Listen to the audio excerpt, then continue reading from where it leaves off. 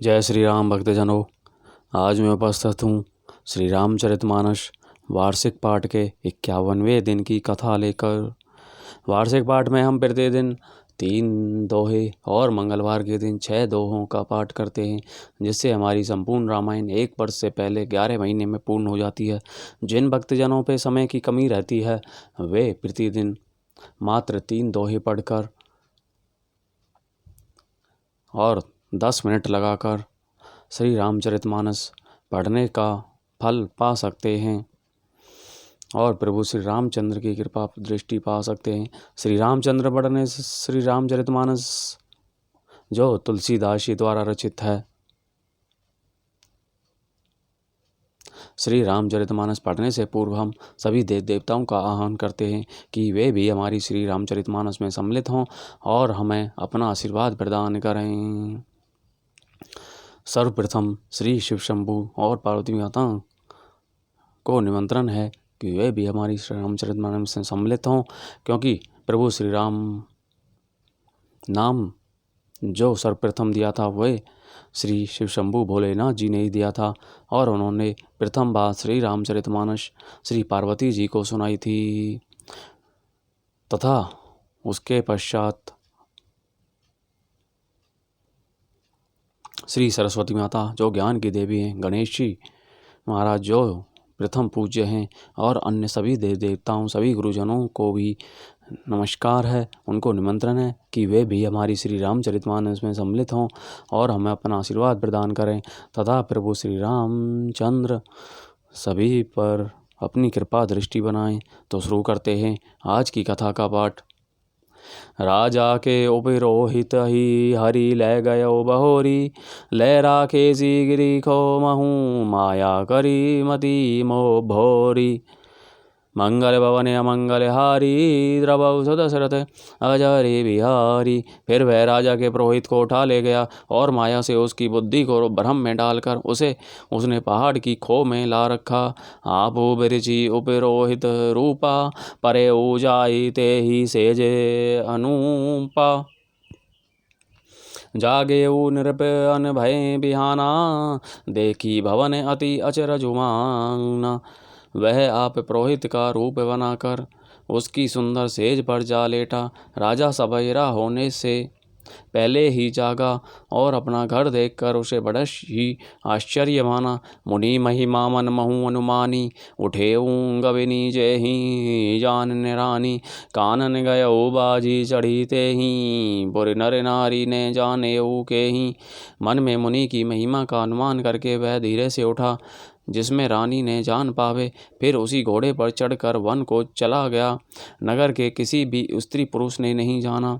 गए जाम जोग भूपति आवा, घरे घरे उत सब बाज बधावा। उपरोहित ही देख जब राजा, चकित बिलोक सुमेरी सोई काजा।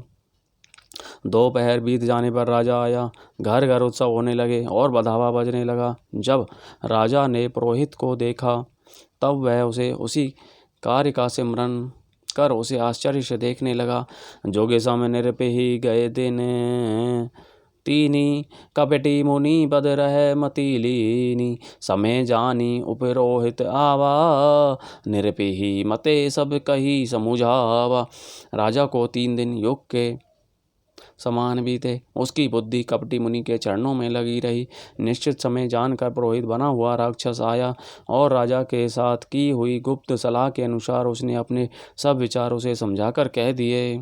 निरपे हर से पहचानी, गुरु भ्रम बस रहा न चेत।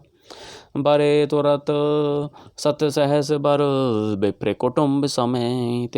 मंगल भवन अमंगल हारी, द्रवौ दशरथ अजर बिहारी। संकेत के अनुसार गुरु को उस रूप में पहचान कर राजा प्रसन्न हुआ।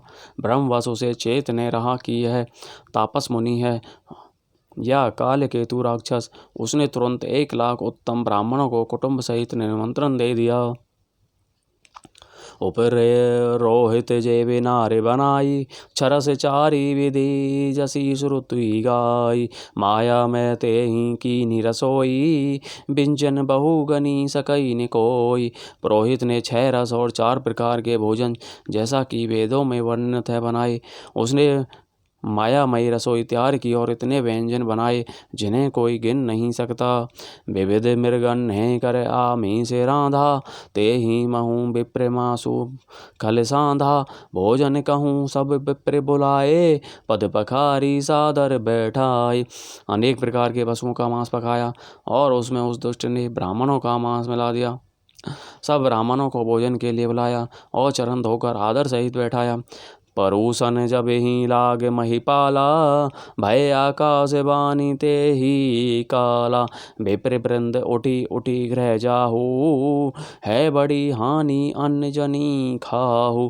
ज्यों ही राजा परोसने लगा उसी काल केतु कृत आकाशवाणी हुई, हे ब्राह्मणों, उठ उठ कर अपने घर जाओ, यह अन्न मत खाओ, इसके खाने में बड़ी हानि है। भयउ रसोई भुसुर मासु, स्वदज उठे मानी विश्वासु। भूप विकल मति मोह मुलानी, भावी बसने आव मुख बानी। रसोई में ब्राह्मणों का मांस बना है। आकाशवाणी का विश्वास मानकर सब ब्राह्मण उठ खड़े हुए। राजा व्याकुल हो गया, परंतु उसकी बुद्धि मोह में भूली हुई थी। होनहार वश उसके मुंह से एक बात भी नहीं निकली। बोले विप्र सकोप तब नहीं कछु कीन विचार, जाय निशाचर हो नृप मूढ़ सहित परिवार। मंगल भवने अमंगल हारी, द्रवौ सुदशरथ अजर बिहारी। तब ब्राह्मण क्रोध सहित बोल उठे। उन्होंने कुछ भी विचार नहीं किया। अरे मूर्ख राजा, तू जाकर परिवार सहित राक्षस हो। छत्रबंधु ते विप्र बुलाई, घाले लिए सहित समुदाय। ईश्वर राखा धर्म हमारा, जे हसी ते समेत परिवार। रे नीच क्षत्रिय, तूने जो परिवार सहित ब्राह्मणों को बुलाकर उन्हें नष्ट करना चाहता, ईश्वर ने हमारे धर्म की रक्षा की, अब तू परिवार सहित नष्ट होगा। सम्मत मध्य नाश तब हो, जलदाता ने रही कुल दुखो। नृप मुनि श्राप विकल अति त्रासा, भय बहुरी बर गिरा आकाशा। 1 वर्ष के भीतर तेरा नाश हो जाए, तेरे कुल में कोई पानी देने वाला तक नहीं रहेगा। श्राप सुनकर राजा भय के मारे अत्यंत व्याकुल हो गया। फिर सुंदर आकाशवाणी हुई, विप्रेहु श्राप विचारी ने दीना, नहीं अपराध भूप कछु कीना। चकित विप्र सब सुनी बन अभिमानी, भूप गयऊ जहीं भोजन खानी। हे ब्राह्मणों, तुमने विचार कर श्राप नहीं दिया। राजा ने कुछ भी अपराध नहीं किया। आकाशवाणी सुनकर सब ब्राह्मण चकित हो गए। तब राजा वहाँ गया जहाँ भोजन बना था। तहे ने असन नहीं विप्र सुवारा, फिरे राव मन सोचे अपारा। सब प्रसंग मही सुरन सुनाई, त्रिसित परे अभिनी अकुलाई। देखा तो वहाँ ने भोजन था, न रसोईया ब्राह्मण ही था। तब राजा मन में अपार चिंता करता हुआ लौटा। उसने ब्राह्मणों को सब वृत्तांत सुनाया और बड़ा ही भयभीत और व्याकुल होकर वह पृथ्वी पर गिर पड़ा। भूपति भावी मिटई नहीं, यद्यपि ने दूषण तोर, किए अन्यथा को होई नहीं। श्राप अति घोर, मंगल भवन अमंगल हारी, द्रवौ सुदशरथ अजर बिहारी। हे राजन, यद्यपि तुम्हारा दोष नहीं है तो भी होनहार नहीं मिटता। ब्राह्मणों का श्राप बहुत ही भयानक होता है, यह किसी तरह भी टाले नहीं टल सकता। बोलो जय सियावर रामचंद्र की जय। तो इस प्रकार भक्तजनों, आज की कथा का विराम यहीं पर होता है। आज की कथा में हमने जाना कि कपटी मुनि और उसके मित्र राक्षस काल केतु ने मिलकर राजा को अपने जाल में फंसा लिया और उसको ब्राह्मणों से श्राप दिलवा दिया। तो इससे हमें यही शिक्षा मिलती है कि अधिक लाभ के लिए लालच नहीं करना चाहिए और अधिक की कामना नहीं करनी चाहिए। बोलो जय सियावर रामचंद्र की जय। तो आज की कथा हम यहीं पर विराम लेते हैं। इससे आगे की कथा हम कल जानेंगे। तथा सभी देव देवताओं का धन्यवाद करते हैं जो हमारी श्री रामचरितमानस में सम्मिलित हुए, और प्रभु श्री रामचंद्र सभी की का कल्याण करें। बोलो जय सियावर रामचंद्र की जय।